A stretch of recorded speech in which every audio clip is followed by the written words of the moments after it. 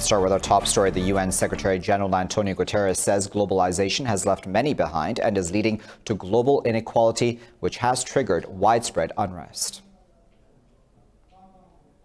Addressing students at the Lahore University of Management Sciences, Guterres said the lack of political will to fight climate change is alarming. Discussing climate change, Guterres said the world has failed in countering the disastrous steps against climate.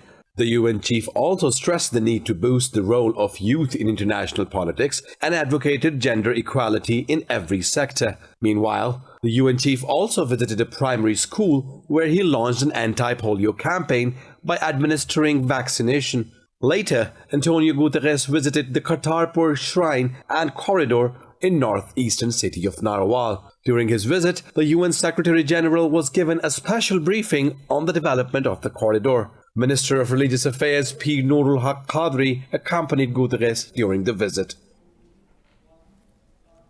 Well, to discuss this further, we're now joined by our correspondent, Sumaira Khan. Sumaira, thanks for joining us.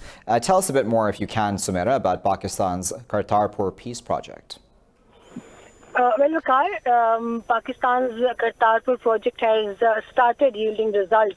And it's exactly yielding the results Pakistan has been planning to yield. And the visit of United Nations Secretary General Antonio Guterres is that one visit that is testifying Pakistan's intentions toward creating peace towards taking peace initiatives and giving peace another chance. And today, in fact, the theme is also being named as Pakistan is undertaking every effort to give peace another chance, and it's a message for the neighboring countries as well. So, if we specifically talk about Kartarpur project, it was conceived by the incumbent government and announced by Chief of Army Staff General Qamar Javed Bajwa during the oath-taking ceremony of Prime Minister Imran Khan, when he was greeting then Member of Parliament Navjot Singh Sidhu, who was visiting Pakistan on a special invitation by then Premier Imran Khan to attend that oath-taking ceremony. And as we all know, that it was that one demand that was being time to time rendered by not only the Sikh community of Indian side, but also from different governments of India as well, that there should be a mechanism that connects both sides on any kind of border crossing, that connects Kartarpur Gurdwara to make it easier for the community of Indian Sikhs, so they can get they can get to the Kartarpur Shrine easily, and instead of using the Darshan Asthan at border crossing from the Indian side. So this was taken as peace initiative. This Kartarpur project, from the day one, it was taken and measured as a peace initiative between Pakistan and India, and it was offered as restoration of composite dialogue between Pakistan and India. But unfortunately, it was for more than once it was deferred from the Indian side, and there were some tactics of delays as well. So they cannot inaugurate the Kartarpur project on time. But from Pakistani side, they left no stone unturned to complete the project in record short time of 8 months, and Pakistani authorities made it possible for the for the Sikh community to come to Kartarpur Gurdwara on the 550th birth celebrations, and the whole world then saw that if they want to give peace another chance, it is possible at any cost and in any case. And Sumaira, then tell us about the significance then of the UN Secretary General Antonio Guterres' visit to Kartarpur. It was specially arranged on request of UN headquarters in New York, and this was this was included in the itinerary of United Nations Secretary General Antonio Guterres, who personally wished to visit the shrine. And according to the office, it was conveyed to the Pakistani authority that the developments on Kartarpur corridor were being closely monitored by the UN body as well, and it was esteemed. It was highly esteemed by the New York UN offices as well, that it was indeed a mega project to provide the Sikh community of Indian side as well a chance to visit the shrine themselves, and that is why the UN office had included this visit into the itinerary of UNSG. So right now he visited today the shrine, and he just not visited it, but he expressed his great gratitude to the Pakistani authorities as well, that this is one dream project, not only for the Sikh community globally, but also it's for the peacekeepers as well. And that is why he is paying tribute not just to the Sikh community, who made it possible after numerous demands made by them to the Pakistani government. And he categorically mentioned Prime Minister Imran Khan and the entire efforts made by all the institutions in this regard, that they tirelessly worked for days and nights and made this dream project come true. Very well, Samira. We always appreciate your reporting for us. So Samira Khan speaking to us live there. Let's move on now. India has imposed further curbs now in occupied Kashmir by invoking the Unlawful Activities Act. The act gags all dissenting voices online, giving New Delhi the power to jail any social media user for up to 5 years. New Delhi has started filing FIRs against Kashmiri civilians using proxy servers to evade the internet ban. Indian troops claim miscreants are propagating rumors with regards to the current security scenario in the valley. The FIR came after a video of ailing freedom leader Hurriyat Sayyid Ali Gilani was uploaded on social media. New Delhi has imposed a total clampdown and communications blackout in the valley for the last 198 days. India's southern Telangana state has joined the swelling list of states to pass a resolution against the controversial Citizenship Amendment Act. Earlier, 4 other states, Kerala, Punjab, Rajasthan and West Bengal, passed similar resolutions. The state has appealed to the centre not to discriminate on the basis of religion in granting citizenship to anyone. Meanwhile, tens of thousands of Indians held a rally against the law in Punjab. Protesters accused the central government of carrying out a communal agenda of targeting the country's Muslims. The all-women sit-in also continues in the capital Delhi's Shaheen Bagh, despite pressure by police and the BJP government.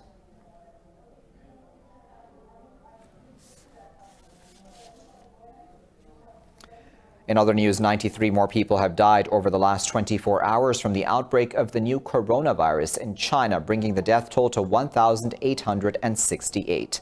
The National Health Commission says another 1,886 infections have been confirmed, bringing the total to over 72,000. While Beijing is fighting the outbreak of new coronavirus, it is struggling to contain the epidemic. Medical staff and supplies from across China have flooded Hubei province, the epicenter of the outbreak. We are required to deliver 6,095 respirators, but we managed to make it to 10,000. And instead of providing 60,000 surgical masks as required, we managed to provide 100,000 of them. The workers fighting on the front lines are risking their lives in this battle against the virus. So it is our duty to ensure there is enough support materials for them. The World Health Organization says the virus is a serious problem, but is warning against overreaction and falling into hysteria. This is a very serious outbreak, and it has the potential to grow. But we need to balance that in terms of the number of people infected. Outside Hubei, this epidemic is affecting a very tiny proportion of people. Japan now has over 500 coronavirus cases, including 455 on a quarantined cruise ship docked at Yokohama. In China, the annual parliamentary meeting, scheduled for early March, has been put off because of the outbreak. Well, the new coronavirus has taken a toll on China's economy after Beijing quarantined densely populated provinces. Major companies stopped their operations in mainland China, denting production and causing the stock market to plunge. More on that now in this report. Beijing was quick to predict the economic fallout of the outbreak when it injected billions of dollars into the financial system. While the impetus provided some cushion, it was not enough to prevent nosediving stocks and uncertain markets. But Vice Minister Foreign Affairs King Gong believes the subdued demand will be released rapidly and the economy will rebound. The impact of the epidemic on the Chinese economy will be short-term and temporary. Provinces and the municipalities in China, except for Hubei, are gradually resuming production. Government departments have introduced solid measures, including tax and fee cuts. Apple has announced it will miss its revenue guidance for the March quarter, affecting both production and Chinese demand. The annual Mobile World Congress was also cancelled with a mass exodus by exhibitors over their fears for the outbreak. But organizations such as L'Oreal and Toyota Boshoku have reopened their Chinese plants and research and development centers. Our Research and Development Center resumed operation on February 10th, according to a unified schedule, on the same day when all L'Oreal workshops started to operate except the Yichang plant and the Wuhan office. Many global corporate giants say they are confident of Chinese market because the government has taken effective measures to contain the epidemic. Now, Pakistan has successfully conducted the flight test of its air-launched cruise missile Ra'ad-2. Pakistan's military says Ra'ad-2, with a range of 600 kilometers, significantly enhances air-delivered strategic standoff capability on land and at sea. It said the weapon system is equipped with state-of-the-art guidance and navigation systems, ensuring engagement of targets with high precision. The successful flight test was witnessed by military's top brass.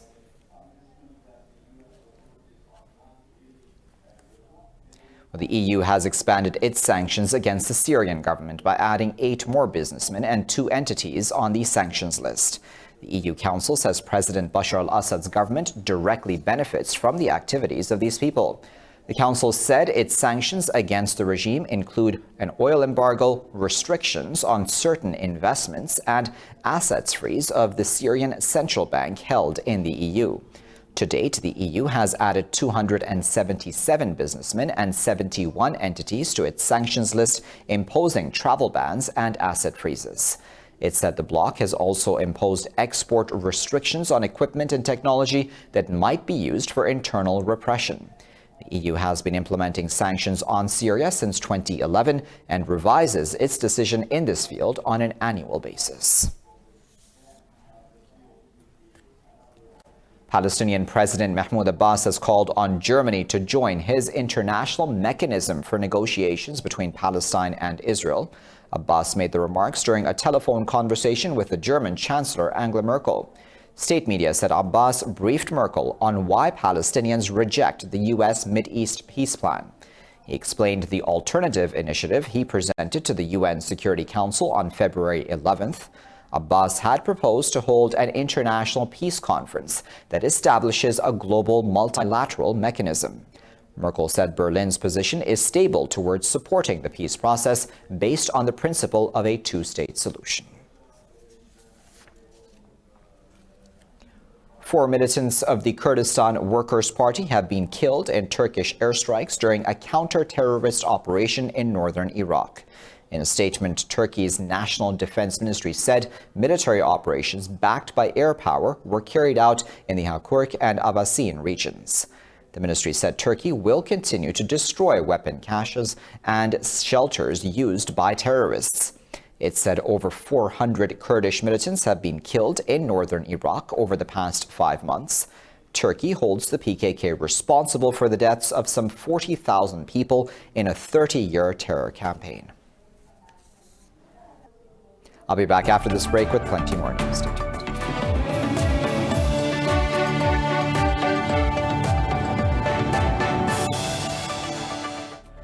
Welcome back. Now, the UN says breaking the arms embargo on Libya has turned it into the largest ammunition stockpile in the world. The deputy UN envoy to Libya, Yaqub El-Hillu, says 150,000 to 200,000 tons of uncontrolled munitions exist across the country. Citing recent findings of the UN Mine Action Service, Helou said Libya is the world's largest theater for the use of drone technology. In the meantime, the intra-Libyan Joint Military Commission, including delegates from Libya's warring parties, meets today in Geneva. 5 members each from the Government of National Accord and Khalifa Haftar's National Army will take part in the UN broker talks. The Sudanese government and a coalition of rebel groups have agreed to extend peace talks for another 3 weeks. The warring sides missed a deadline for a final peace deal on February 15th. The Sudan Revolutionary Front and Khartoum representatives signed a deal to continue the negotiations. SRF Deputy Secretary General Yasser Arman said important steps have been made to finalize a peace agreement. Arman said he hopes this will be the final extension on the talks. The peace talks, which began in South Sudan last October, are meant to end conflicts in Darfur, the Blue Nile, and South Kordofan. In Niger, a stampede has broken out at a donation drive for refugees in the country's northeastern territory, killing 20 people. Aid workers say 10 others were injured. The tragedy happened when a government official was distributing cash and rice to refugees from his country. People rushed to collect as much as they could, causing the stampede. Terrorist violence in northeastern Nigeria has forced thousands to seek refuge in neighboring countries, including Niger. The Russian army has begun a joint exercise with Belarus's Special Operations Forces in the western region of Pskov. The Russian Defense Ministry says the maneuvers were launched with a formal ceremony. The Defense Ministry said servicemen will complete a series of combat training tasks. The tasks include an airdrop mission, taking control of a facility, performing a raid, and engaging in defensive action. The first joint exercise will involve over 400 Russian paratroopers and 80 Belarusian commandos. The joint maneuvers will continue until February 21st.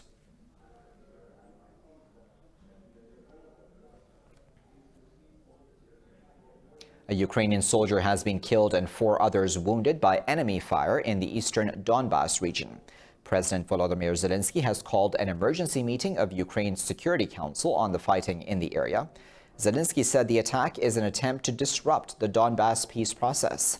The army has accused Russian forces of trying to cross Ukrainian lines, firing mortars, grenade launchers, and machine guns. Over 13,000 people have been killed in the ongoing war between Ukraine and Russian-backed rebels in the east of the country since 2014. Earlier today, Ukraine's foreign minister said Kiev is planning a prisoner swap with rebels in Donbas before the next Normandy summit in April. Snow-capped peaks used to be clearly visible from the streets of Almaty and Bishkek, 2 of the largest cities in Central Asia. But now a heavy cloud of dark smog often blots out the view as air pollution regularly reaches levels similar to New Delhi and Lahore. Details now in this report. In the Kyrgyz capital Bishkek, a city of 1 million people, the onset of winter means a surge in pollution. People burn coal and other dirty fuels in stoves to heat their homes. Here, readings of PM 2.5, a measure of fine particles in the air, frequently reach levels the U.S. Environmental Protection Agency defines as hazardous to human health. The sensor in my house showed that the excess is not 3 times the norm, which is usually the case in other post-Soviet cities, but 7 to 8 times the norm. Sometimes it reaches 10 times when everyone is warming their homes on cold days. Almaty, Kazakhstan's largest city, runs on coal-fired power stations dating back to the Soviet era.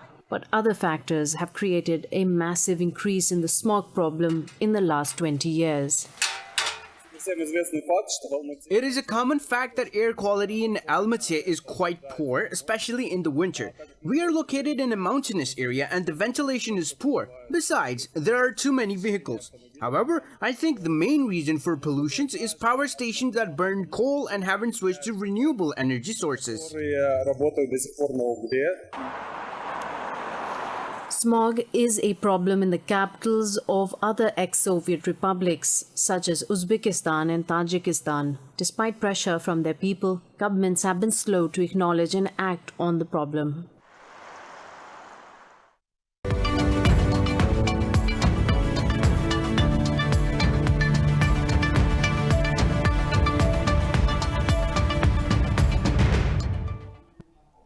European markets are trading lower following a weak handover from Asia as major companies are roiled due to the new coronavirus epidemic. Investor confidence has been dwindling as stocks fail to maintain rally. Frankfurt's DAX is trading over 0.5% lower after the German steel giant ThyssenKrupp shares edged over 2% lower. CAC 40 in Paris has lost over 0.5% after the French rail company Alstom shares slid over 2%. London's FTSE 100 is trading fractionally lower after HSBC stocks plunged nearly 4%. In Asia, Hong Kong's Hang Seng led the losses, closing over 1.5% lower, while the Nikkei 225 traded nearly 1.5% lower after SoftBank stocks dived over 4%.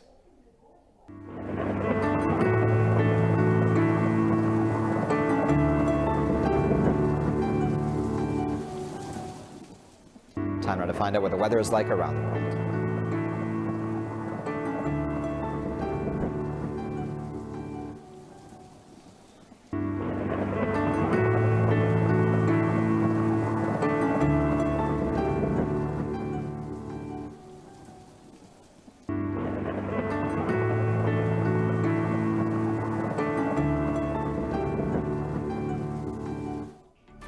And that is all for this bulletin here on Indus News. Thanks for watching.